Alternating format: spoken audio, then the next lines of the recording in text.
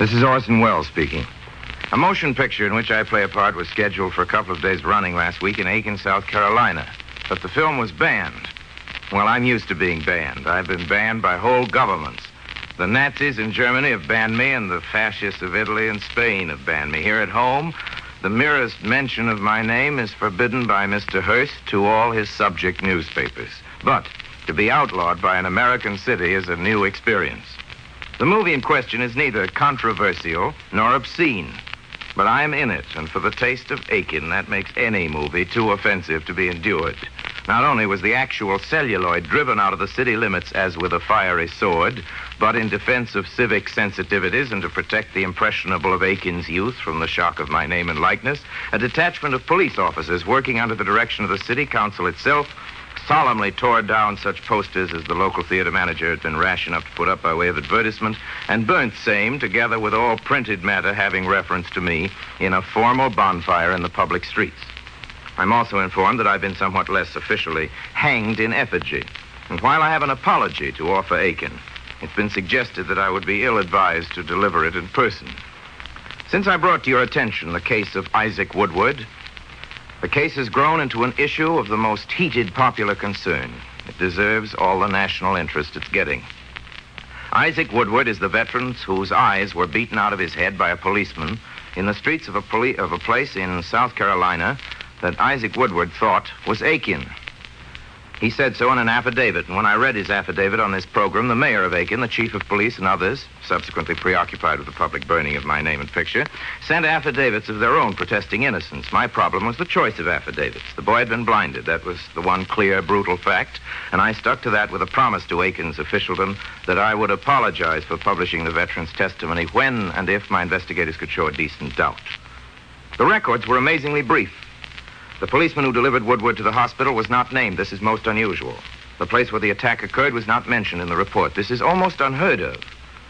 But my investigators, the investigators of the National Association for the Advancement of Colored People and the investigators of the FBI have together narrowed down the search to the town of Batesburg, some 19 miles from Aiken. And this morning comes word that the search has been narrowed still further.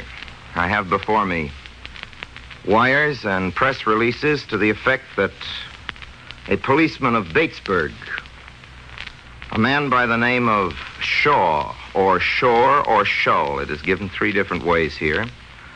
The flash is just before us. Chief L.L. Shaw, pronounce it however you wanted, or want to, has admitted that he was the police officer who blinded Isaac Woodward, 30 miles from Aiken, in South Carolina. This is in Batesburg. I'll give you a few more of the facts. He's corroborated an Army statement, has Police Chief Shull or Shaw, that ex-serviceman Isaac Woodward Jr. was struck on the head with a blackjack. Chief Shull or Shaw says he was called to a bus one night last February to arrest Woodward, who, and I'm reading from a press association, he said was drunk. Shaw claimed to have hit Woodward across the head when Woodward tried to take away his blackjack. He added that the blow may have landed in the veteran's eyes. Shull or Shaw, the police chief, described the eyes as swollen the next day when Woodward was fined in the recorder's court, and said he then drove Woodward to a veterans hospital at a doctor's suggestion. Now, you'll remember from the affidavit and from further reports of our investigators that Woodward said he'd been offered liquor after he was attacked by the police, which he refused.